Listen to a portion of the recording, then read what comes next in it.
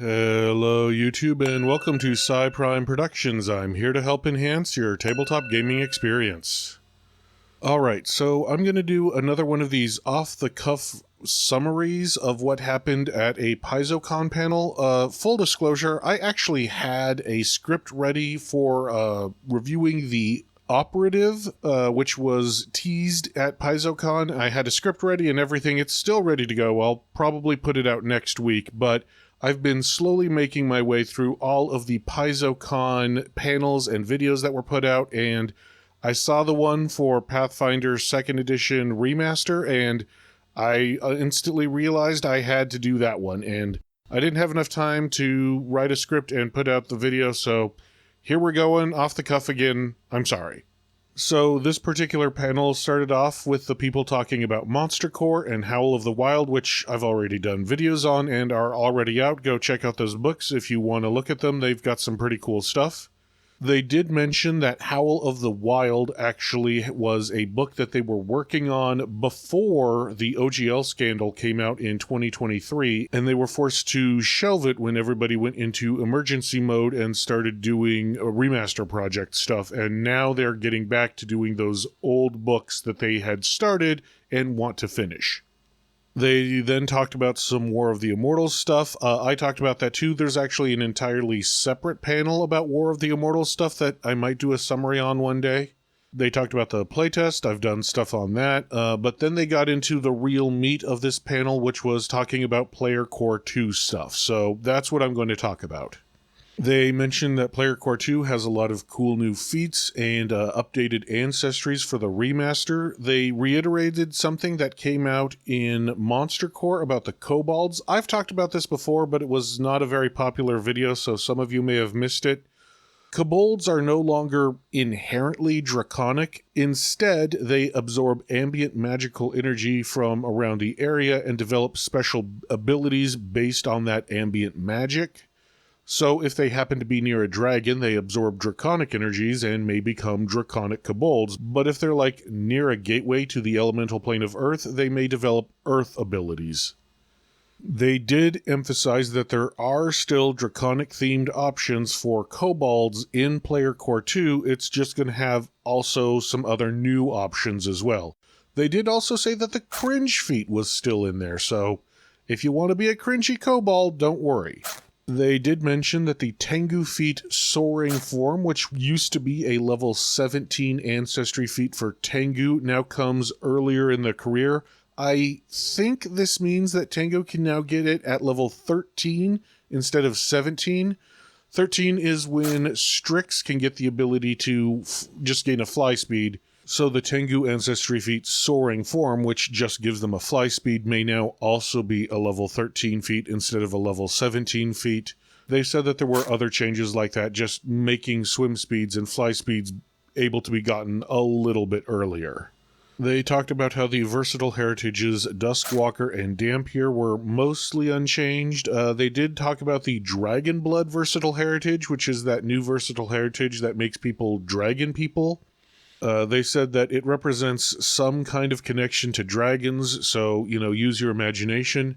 They also said you can adjust the slider on how dragony you want. So, for example, there's this dragon over here that looks very dragony, and this person over here who looks only kinda sorta dragony, and they said that you can mix and match how you want.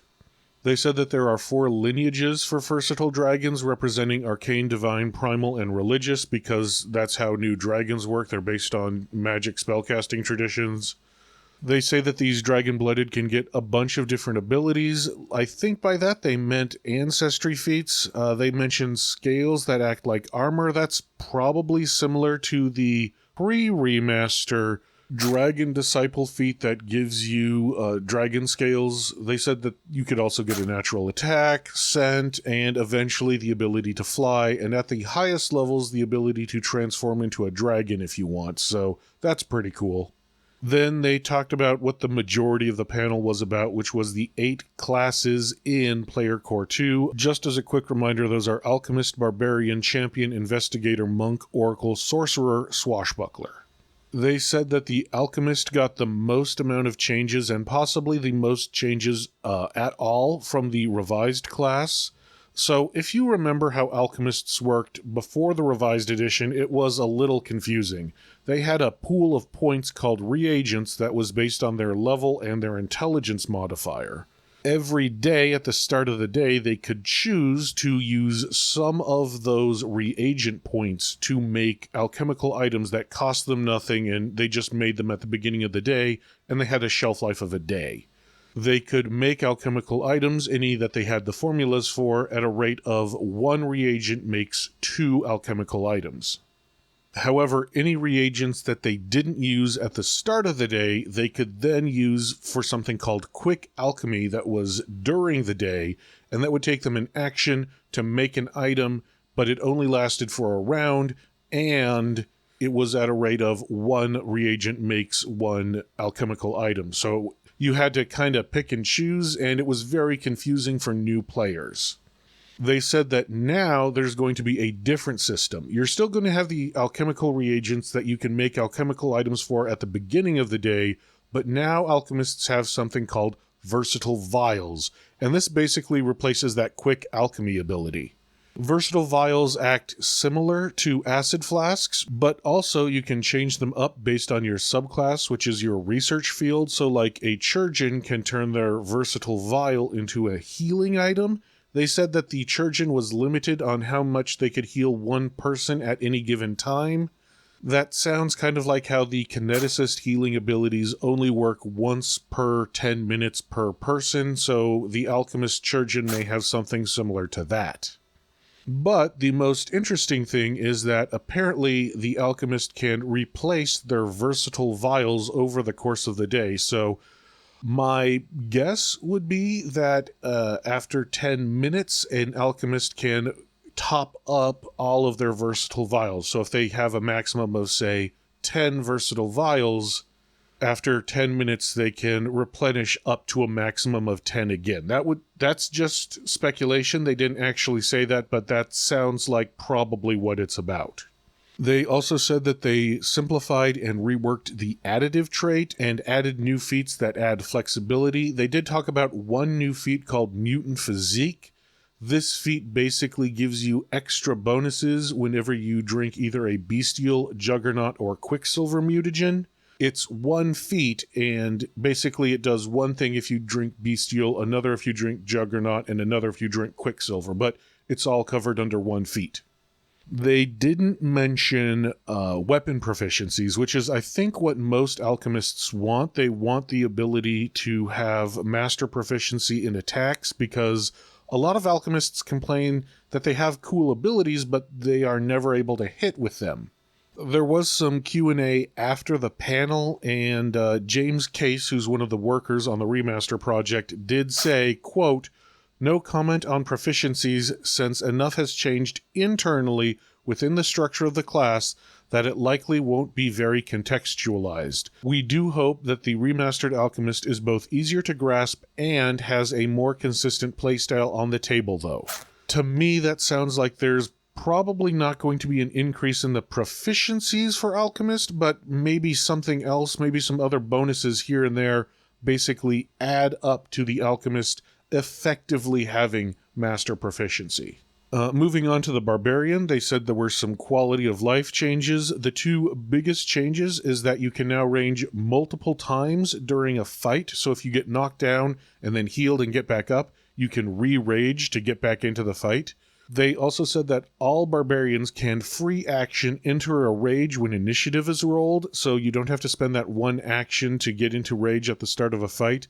That actually is huge. I know when I played in PaizoCon with my Barbarian, there were actually a couple of fights where I didn't get to rage because the enemy was so far away. I had to stride and then sudden charge, and then the enemy moved, and I had to stride and sudden charge again. So they also said that the Rage Instinct Barbarian, which is widely considered to be one of the weaker Barbarian subclasses, got some buffs, a little bit of extra damage, and at least one new Rage-specific feat, which makes them more enticing to play. They moved on to champion.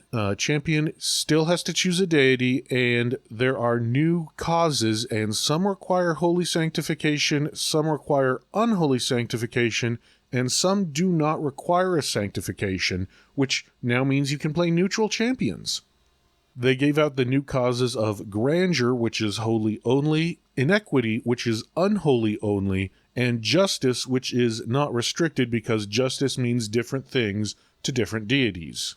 Champions now have a 15-foot aura that basically just makes it easier to talk about their abilities, so now you can just say, hey, my champion reaction block damage works within the aura instead of having to say 15 feet every time. They said that devotion spells is still a thing, like Lay on Hands and Corrupting Touch, but there is a new devotion spell that any person can take instead of Lay on Hands or Corrupting Touch, and that it's called Shields of the Spirit. So if you have an evil champion, but you want to, say, protect your evil cult or whatever, you now have a way of protecting them instead of just laying hands on people and hurting them. They said they changed Divine Ally to something called Blessing of the Devoted, and it's a little bit more broad. Steeds are no longer part of that. They are separate feats that you can take, much like Rangers, which means you don't have to wait until level 3 to get a steed, because you can take the feat at level 1, but it is now separate feats you have to take, so it's kind of a give and take thing. They did say they included a lot more of general feats, which are broadly applicable to a lot of champions, but because of that, they kind of ran out of space and so had to take out the Litany and Oath feats. The Oath feats are going to be added back in Divine Mysteries, not Player Core 2, but like I said, they wanted to add in more general feats that are broadly applicable to all champions. They said they didn't change a whole lot to Investigator, just cleaned it up, made gameplay more clear, cleaned up some wording of pursue a lead, that sort of stuff. Devise Stratagem changed a bit. They added new options so that if you devise a stratagem and end up rolling like a natural one and don't want to attack the guy that you devised, you now have a couple of other options to do instead of attacking. They said a couple of methodologies, which is the subclass for Investigator, changed. Pointed Question, which is one of the more social methodologies, now has an in-combat benefit, so it's more appealing to people who want to play in combat. They said monks are mostly unchanged. Expert Strikes at level 5, which is where monks get to Expert and Unarmed Strikes, now also offers crit specialization for the Brawling group. That used to be a separate feat. They said that they changed key points into chi points, which is fine, just a renaming thing. Interestingly, Cobra and Stumbling Stance are now in the Player Core 2 instead of being off in some other book. Monastic Weaponry now applies to your Ancestry Familiarity feats. That used to be a separate feat. That's now just part of the Monastic Weaponry feat. They did mention a new feat at, I think they said level 16, called Fuse Stance, which lets you combine two feats. You used to be able to do this in Pathfinder 1, so it's good to see they brought it back in Pathfinder 2, though it is a very high-level ability. They said that there were some major changes to Oracle. Now, all Oracles have something that is specific to them called the Curse-Bound condition. Like Clumsy or Stupefied, it has a condition track from 0 to 4.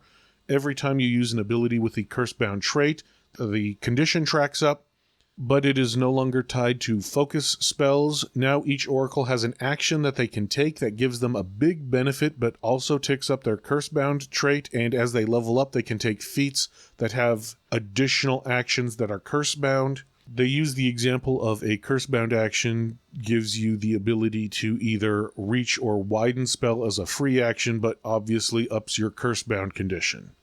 They did mention that the Ancestry Mystery no longer randomizes your turn like it used to. That's really big. I've wanted to play an Ancestry Oracle several times for flavor reason, but I just couldn't bring myself to do it because I couldn't build a character around the idea of being randomized every turn. It didn't appeal to me. Oracles now get extra spells based on their revelation in order to be thematic. So, for example, a Tempest Oracle, which is all about shooting lightning, can now actually get the Lightning Bolt spell. They also said that they added more Oracle flavor. For example, a new feat called Epiphany of the Crossroads can only be done when you have the Dying condition. and it gives you a vision, a big heal, and you stand up because you basically have a near-death vision, and then whatever entity is giving you power sends you back into the fight.